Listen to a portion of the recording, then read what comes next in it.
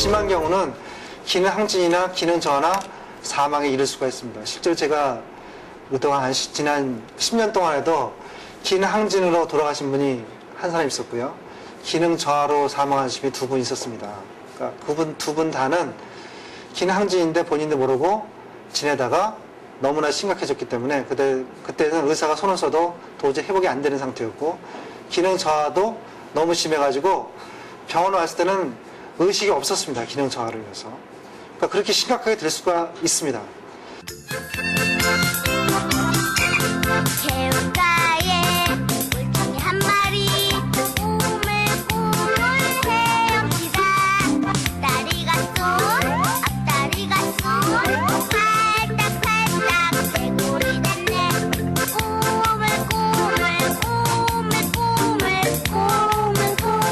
올챙이가. 요즘 어린이서부터 어른에 이르기까지 유행되고 있는 동요입니다. 개구리와 올챙이. 익숙하시죠? 가사를 들어보면 꾸물거리던 올챙이에서 앞다리와 뒷다리가 나오면서 개구리가 된다는 내용인데요. 개구리의 성장 과정을 아주 쉽게 표현해주고 있습니다. 이 노래에서처럼 올챙이에서 개구리로 성장하기 위해서 꼭 필요한 호르몬이 하나 있는데요. 바로 갑상선 호르몬입니다. 이렇게 갑상선 호르몬은 사람뿐만 아니라 동물들이 성장하고 움직일 수 있도록 필요한 에너지를 만들어주는 역할을 하는데요. 그런데 이 갑상선 질환의 경우 남성에 비해서 여성이 67배 이상 많다고 합니다. 이유는 무엇일까요? 미국에서 갑상선 질환을 앓고 있는 사람은 무려 1,500만 명에 이른다. 여성 8명 중 1명은 갑상선 질환을 갖고 있을 정도다. 여성은 남성에 비해 5배에서 8배 이상 많이 발생한다. 이것은 우리나라도 마찬가지다. 한 대학병원의 조사 결과 갑상선 치료를 받는 환자의 약 80%는 여성이다. 갑상선 질환은 왜 여성에게 많이 발생하는 것일까? 제작진은 갑상선 질환이 의심되는 여성 4명을 선정, 검사를 해보기로 했다. 갑상선 호르몬이 이들은 무엇 때문에 갑상선을 의심하게 되었을까? 갑자는 방패갑자죠. 상은 이제 모양. 두 아이의 엄마로 평범한 가정주부인 이현정 씨. 그녀는 둘째 아이를 낳고부터 몸에 이상이 느껴졌다. 손으로 밀면 바퀴가 굴러가네. 오고 편도통도 이쪽으로 많이 오고 피곤해했던 것 같아요. 눈도 많이 막 시렵고 그렇더라고요. 이유 없는 피로와 두통을 호소한 이현정 씨. 최근 침 삼키기가 불편해진 양금아 씨. 오랫동안 어머니가 갑상선 질환으로 고생하는 것을 보아왔다. 얼마 맞죠? 속이 간부나 침도 삼키지 못하고 밥도 먹지 못하고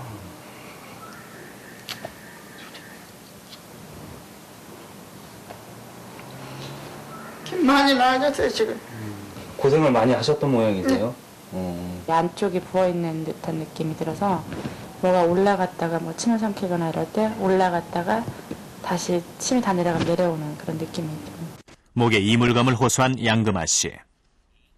심장이 좀 답답하다? 좀 누른다? 이런 느낌은 없었는데 그런 증상이 좀 전번 달부터 좀 제가 많이 느껴요.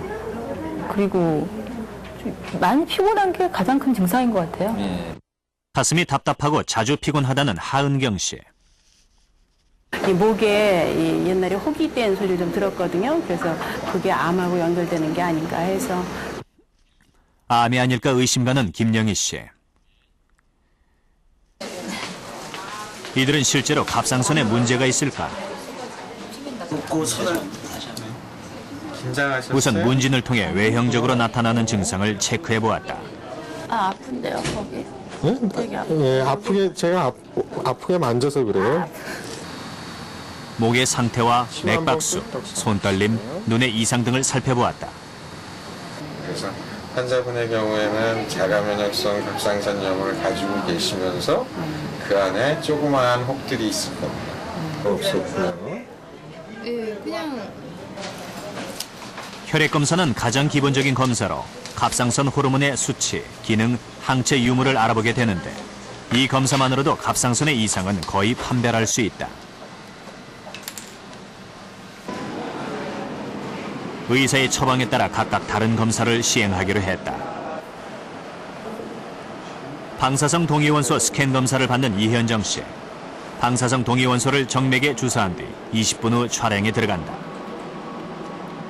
스캔 검사는 갑상선의 모양과 형태, 크기, 위치를 정확히 볼 수 있다. 2년 전 유방암 검사로 나타난 혹을 암으로 의심하고 있는 김영희 씨. 초음파 검사는 종양의 유무와 개수, 위치, 크기를 볼 수 있는 중요한 검사다.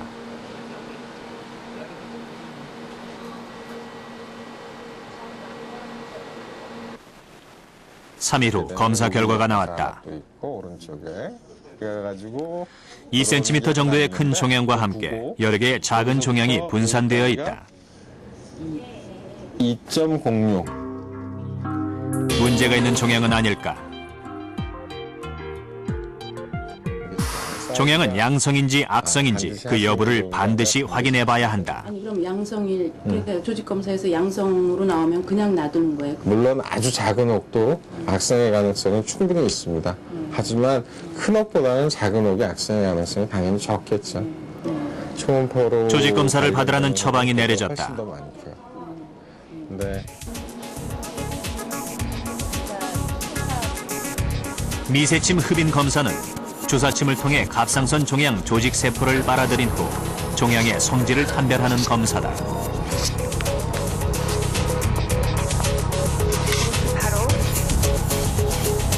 종양의 60-70%는 양성, 약 5% 정도는 악성으로 판별된다.